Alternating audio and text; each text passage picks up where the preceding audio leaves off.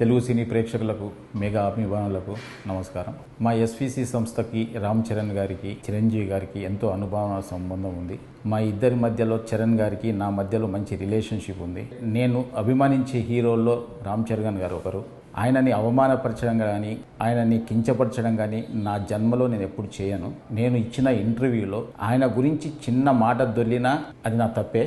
అది జరిగిందని అభిమానులు అనుకుంటున్నారు కాబట్టి వాళ్ళకి నిజంగా నేను క్షమాపణ చెప్తున్నా. చరణ్ గారికి కూడా క్షమాపణ చెప్తున్నాను. అంటే నాకున్న ఆయన రిలేషన్ని నేను పాడు చేసుకోదలుచుకోలేదు. ఎందుకంటే జనం ఈరోజు మాట్లాడుతున్న మాటలు కానీ, బయట ట్రోలింగ్స్ కానీ, అభిమానుల బాధలు కానీ నేను అర్థం చేసుకోగలను. ఎందుకంటే ఒక హీరోని అలా అన్నప్పుడు ఎవరు కూడా భరించలేరు. నేను అన్న ఇంటెన్షన్ అలా కాదు. మాకున్న రిలేషన్స్లో, మాకున్న క్లోజ్నెస్లో నేను మాట దొర్లాను తప్ప ఆయనను అవమానపరచడానికి కాదు. మాకు మెగా హీరోలతో అందరితో మాకు మంచి సంబంధాలు ఉన్నాయి. వరుణ్ తేజ్తో ఒక ఫిదా కానీ, సాయి ధరమ్ తేజ్తో 2 సినిమాలు, చరణ్ గారితో 2 సినిమాలు చేశాం. చిరంజీవి గారు ఎప్పుడు మా రాజుగారితో కానీ నాతో ఎప్పుడు మాట్లాడుతూనే ఉంటారు. ఇలాంటి అనుబంధం ఉన్న వాళ్ళని అవమానించే పర్యంత మూర్ఖుని కాను నేను. దయచేసి అందరు అభిమానులు అందరూ అర్థం చేసుకోవాలి. సంక్రాంతికి గేమ్ చేంజర్ రిలీజ్తో పాటు సంక్రాంతికి వస్తున్నాం సినిమాని ఒప్పుకోకపోయి ఉంటే, ఆయన చెయ్యొద్దు అని ఉంటే ఆ సినిమా రిలీజ్ అయ్యేది కాదు.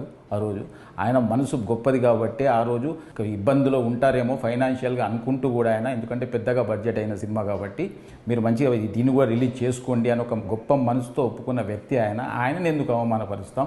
దయచేసి నేను ఆయన మాటలు కానీ అపార్థం చేసుకుంటే ఫ్యాన్స్కి అందరికీ నేను క్షమాపణ చెప్తున్నా. దయచేసి మా రిలేషన్ పాడు చేయొద్దు.